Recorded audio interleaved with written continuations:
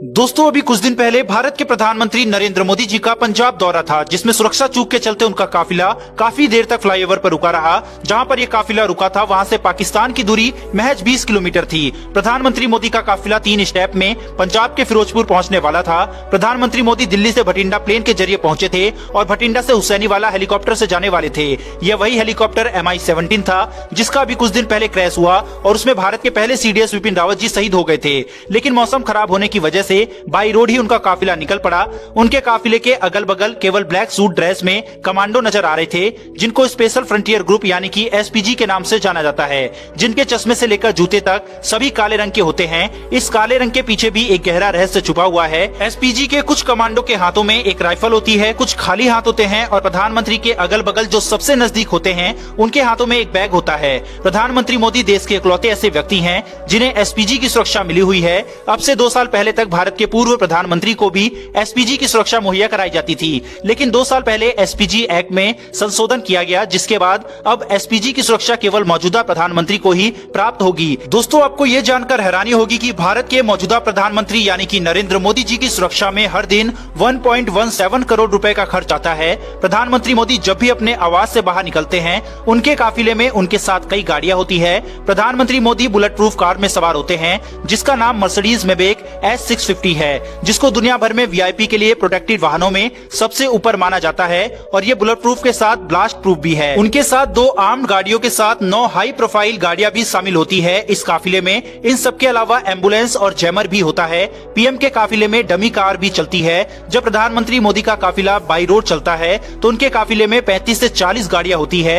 इन गाड़ियों के सबसे आगे एक बाइक वाला होता है जो SPG का कमांडो होता है। प्रधानमंत्री के काफिले में जो गाड़ियां सबसे आगे होती है उनको पायलट गाड़ियां कहते हैं। इसमें पुलिस की जिप्सी भी शामिल होती है।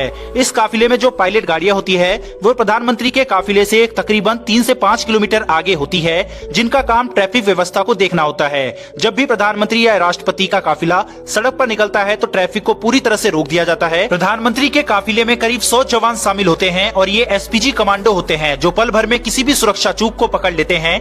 SPG कमांडो कैसे तैयार होते हैं, SPG कमांडो को कौन कौन सी पावर प्राप्त होती है, SPG कमांडो की सैलरी कितनी होती है, आइए इन सब बातों को जानते हैं। SPG यानी कि स्पेशल फ्रंटियर ग्रुप के मुखिया एक सीनियर IPS अधिकारी होते हैं और इस वक्त SPG के मुखिया अरुण कुमार सिन्हा है। SPG ग्रुप एक अवैध किले की तरह होता है जिनके साथ खिलवाड़ का मतलब जान गंवाना है। SPG को पूरी अनुमति होती है कि वो अपने मन मुताबिक किसी पर भी गोली चला सकते हैं अगर उन्हें किसी पर भी शक हुआ तो। इन कमांडोज को हमेशा ब्लैक ड्रेस में देखा जाता है। इनको भी स्पेशल प्रोटेक्शन प्राप्त होती है। ये अपनी ड्रेस के नीचे बुलेट प्रूफ जैकेट पहनते हैं। SPG के जवान हमेशा अपनी आंखों में काला चश्मा पहने रहते हैं। इसके पीछे 2 कारण है। एक तो इस चश्मे के द्वारा ये नहीं पता चलता कि SPG के जवान किस तरफ देख रहे हैं और दूसरा किसी भी विस्फोट के समय निकलने वाली तेज लाइटें में भी ये अपनी पैनी नजर गड़ाए रहते हैं। SPG के पास FN 2000 बेल्जियम में बनी असॉल्ट राइफल होती है। ये 500 मीटर तक अचूक निशाना लगा सकती है। इस असॉल्ट राइफल की फायरिंग रेट 850 राउंड प्रति मिनट की होती है,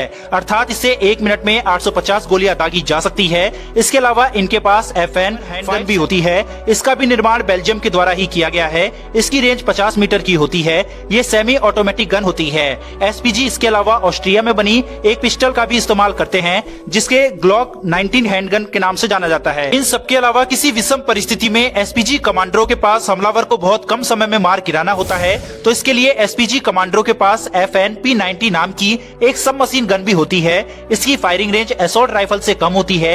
ये 200 मीटर तक मार करने में सक्षम होती है, जबकि ये प्रति मिनट 900 राउंड की फायरिंग कर सकती है।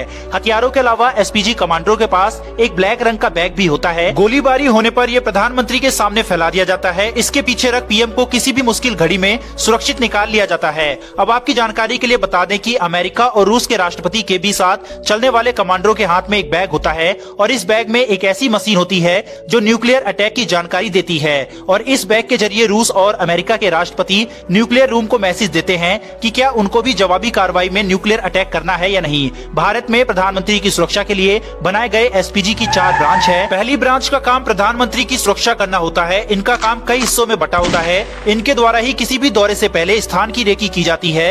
ये पहले उस स्थान पर पहुंच जाते हैं जहां पर प्रधानमंत्री को जाना होता है और पूरी तरीके से सुरक्षा की निगरानी करते हैं, जिसके बाद ये मैसेज पास करते हैं कि ये स्थान प्रधानमंत्री के दौरे के लिए अब बिल्कुल सुरक्षित है। SPG की दूसरी ब्रांच का काम SPG के जवानों को ट्रेनिंग देना होता है। इस ट्रेनिंग में एसपीजी के जवानों को करीब से लड़ने की, हथियार चलाने की और वीवीआईपी की सुरक्षा के साथ साथ बिना हथियारों के लड़ने की भी ट्रेनिंग दी जाती है। यहाँ तक कि एसपीजी के कमांडरों को प्राथमिक चिकित्सा देने की भी ट्रेनिंग दी जाती है। एसपीजी के तीसरे ब्रांच का काम होता है किसी भी जोखिम को रोकना, संदिग्ध लोगों की जांच करना।